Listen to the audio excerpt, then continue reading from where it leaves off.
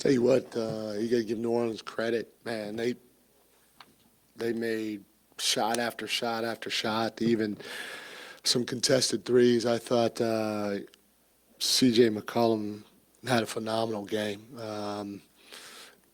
Hit 9 for 12 from the three-point line, and just off the top of my head, I felt most of them were contested. Trey Murphy, 6 for 12 from the three-point line. Those two guys, 27, 31. You throw Zion in there with 31. Just a great game for them. And I thought Alvarado, as quiet as kept. He just broke our back. We had a couple of plays in transition where we were either about to take the lead or you can feel the momentum about to swing. And excuse me. And Alvarado came up with a big steal, both 2 or 3 times.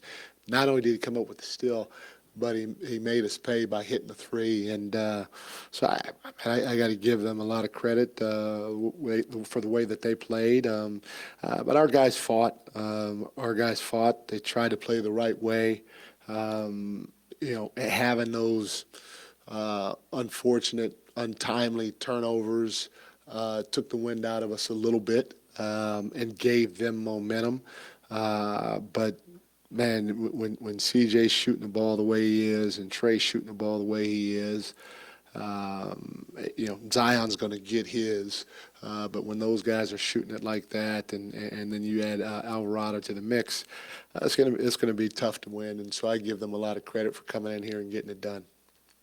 Like, kind of polar opposite situations here. You have the 2 20-point leads blown in over the road trip and then down 20 2 different times. I know completely different circumstances, completely different games, but I guess what do you make of being on both sides of the extreme in such a recent stretch?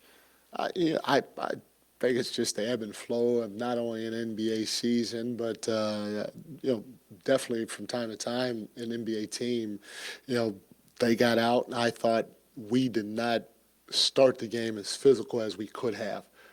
And you could feel it. They were really comfortable. Even when we tried to double team, I thought our double teams were slow and not aggressive. Valanciunas was able to still make a direct pass. And when you double, you got to go aggressive. You got to go body to body, and you got to hope that guy has to bait dribble, or at least he's making a pass on his heels, and it's a hang time pass. And it didn't happen at the beginning, and so obviously we said, screw it, we're going to switch it up, and if Valanciunas beats us on the block, then he's going to beat us on the block, and our guys fought, got back in it. And then, like I said, the second time where the separation happened, I thought Alvarado had a lot to do with it. He impacted the game defensively. We made some untimely errors with our passes, and, that's what he does. But then he made us pay by knocking down threes every time he got a steal. Like, I know, play-in tournament, you guys kind of still can control your own destiny and get into the playoffs. But I'm just wondering, this coupled with maybe the road trip, I'm just wondering, how do you gauge just the level of disappointment or wind out of the sails with this team right now? No, disappointment is high. I mean, we expected to win, and not only tonight, we expected to win every time on that road trip that we stepped on the floor. And again, I thought our guys fought. Even on this road trip, we fought every time. The only time, just thinking back to, on these last handful of games where I thought we didn't quite give the fight we needed was to start this game. Our level of physicality wasn't where it needed to be. And but other than that, I mean, these guys are resilient. They're going to keep coming and keep coming and keep coming. And, the reality of it is in situations like this, you hope you get a break or two. And it didn't seem like we got any tonight, But, again, that's part of it. I truly feel our group is still focused on trying to win the next one, knowing how important these games are, and we're looking forward to it. We're looking forward to trying to go out. Obviously, if the NBA gave us another day of rest, we'd take that. But we're looking forward to going out and lacing them up and getting after it with Phoenix tomorrow. Few different players and coverages, obviously, on CJ and Zion. How do you feel like you guys did at showing them different looks? man, again, I don't think the story would be different, but I thought CJ hit some tough shots, but that's what he does. And so you live with it to a certain degree, but you hope that he doesn't go 9 for 12 from the three-point line. And then Zion, maybe we could have loaded a little bit better to him on his drives. He's going to drive every time. I tried to go to zone a few times. It seemed like every time I went to zone, they hit a three, and so the zone wasn't working. But we maybe could have loaded the Zion a little bit better and see if we can get him to pass the ball out. The tough part about it is every time they kicked that ball out, they were knocking down a three, and somebody different too, not just Trey and CJ, but both those guys definitely were the head of the snake from the three-point line tonight, knocking down 15 on 24 shots. Mike, what's your thought of just playing in the play-in officially now? I told our team this many times. I mean, what we're going through right now is invaluable, and I hope everybody, and I told them, I said, we all should be embracing this.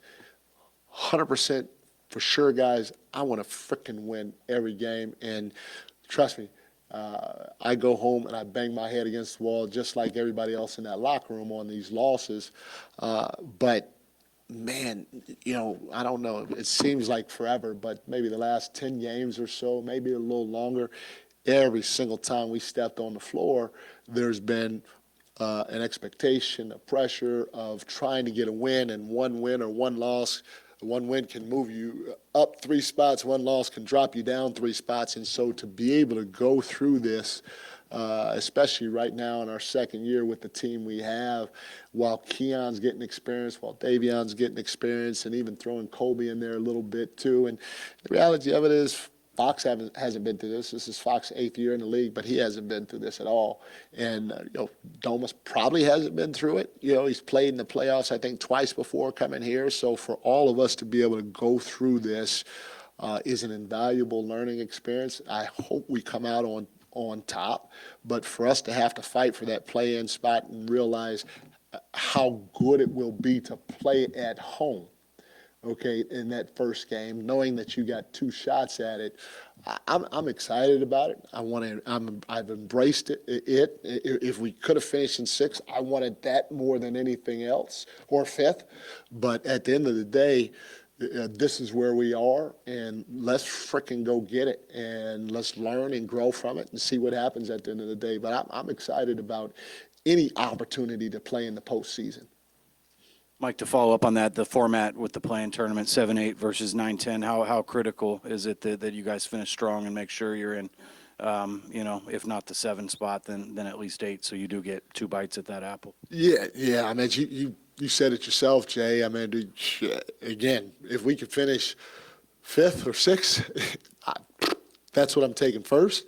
Obviously, now that we can't, the next best opportunity for us is the 7th spot, because it assures us a home playing game and the opportunity to take 2 swings at it. So there's no question that that's what we all would prefer and what we're gunning for probably shouldn't have said that word, but what we're trying to get to at the end of the day.